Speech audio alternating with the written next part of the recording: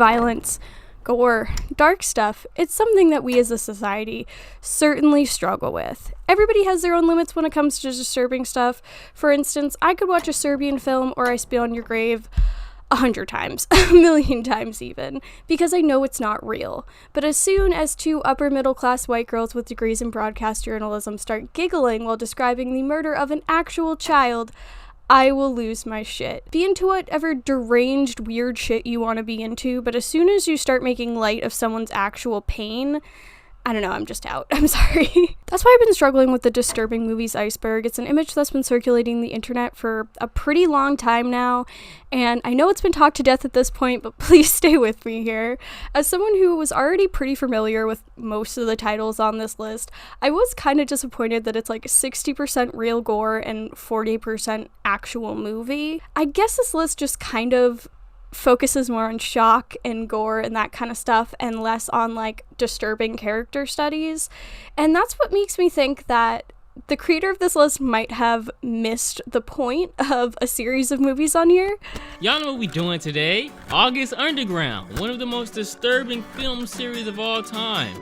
August Underground is touted by a lot of people to be the most disturbing film ever made, and also a real snuff movie, even though it's not. So on the iceberg, it just says August Underground, but there's a lot to this. Why I like watching people die, and why I give my kicks while others scream and cry. Ask me why, 'cause I don't know.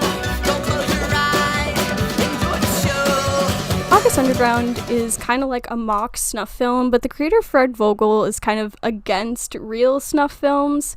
He was working as an instructor for the Stan Winston School of Special Effects when he found out some of his students were writing letters to like Charles Manson and shit, and that's when he got the idea to make August Underground, because, you know, murderers aren't cool. He assembled a group of special effects artists and also a group of just the most down actors ever, which included his grandma, of course. No doubt about it. If you wanted me to do it again, I would do it again. He was kind of like nostalgic for the days of the video nasty, and he wanted to create something that would cause mass hysteria, and his original plan was just to leave a copy of August Underground in every major city and just see what would happen. Unfortunately, 9/11 came along and foiled his plans. So what would they have actually found on that tape? Well, August Underground is kind of just guys being dudes, honestly.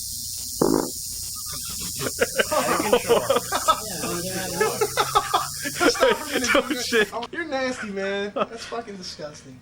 There's two guys, Peter, who's played by, you'll never guess this, Fred Vogel, and his friend, who's the cameraman, who I don't even think gets shown on camera ever. But Peter has a murder basement where they murder and torture people in just the most immature ways. Sometimes they're not killing people in the murder basement, though. Sometimes they're starting fights at punk shows. Sometimes they're killing people outside of the murder basement. And sometimes they're making people sniff each other's asses. Fred's my cousin, and he asked me if I wanted to be in it.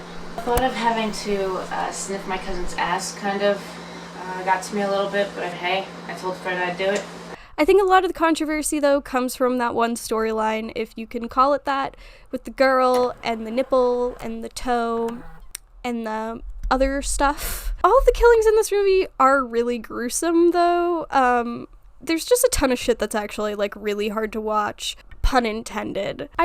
It is the shot on home video kind of very low budget aesthetic that gets people, though, I think. I really don't think August Underground would work without it. The sequels do lose a little bit of that believability just because the camera quality goes up. August Underground has two sequels, Mortem and Penance. They continue to follow Peter and his new girlfriend, Krusty, as they get fucked up and do fucked up shit. Mortem has more, like, real kind of stuff, like self-harm and vomit, which are two, like, big no's for me, so I kind of mentally checked out of that one. But Penance is actually super interesting. It starts out with them, like, mid-murder, and it sets this tone that they're, like, bored, and, I don't know, maybe not as much bored as, like, complacent. Crispy.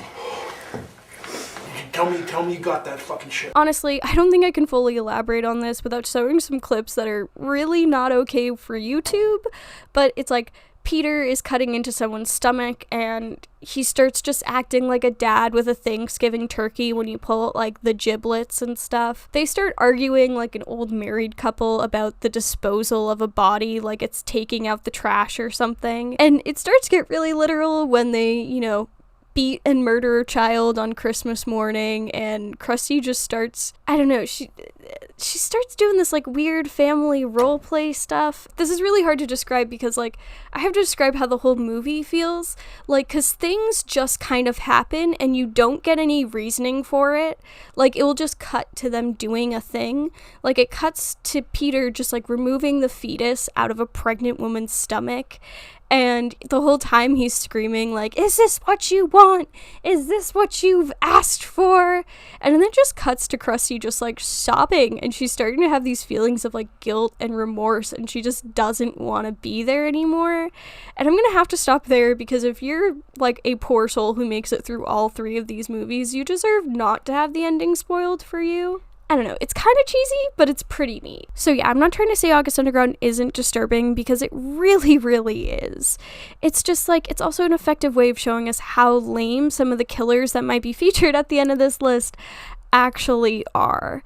It was supposed to look like a found footage movie, and by being that authentic and showing other parts of their lives, it really loses the badass mystique that like a lot of serial killers or killers in general come with. I really hope J. Bauman is not excitingly announcing the fucking Blu-ray remaster of this movie anytime soon. By the end of the 3rd movie, you're watching him try and like torture a guy, and it just comes off so fucking sad and like so fucking pathetic. I don't like myself.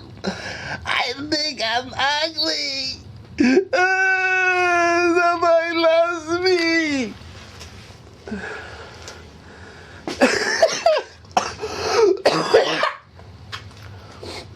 I don't like myself, and I don't feel good.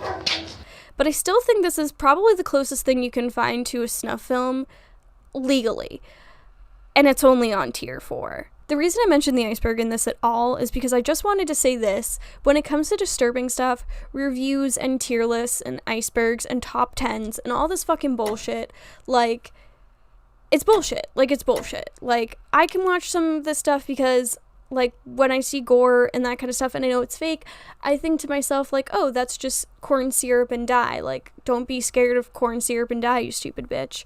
But I know other people can't do that. And you also won't know your limits until you test them, but it's like, don't let somebody else tell you where your line should be, you know? Like, if you're not okay with something, be not okay with something, and then just, like, leave it at that, you know? Anyway, MPK. 'Cause I'm a 4 out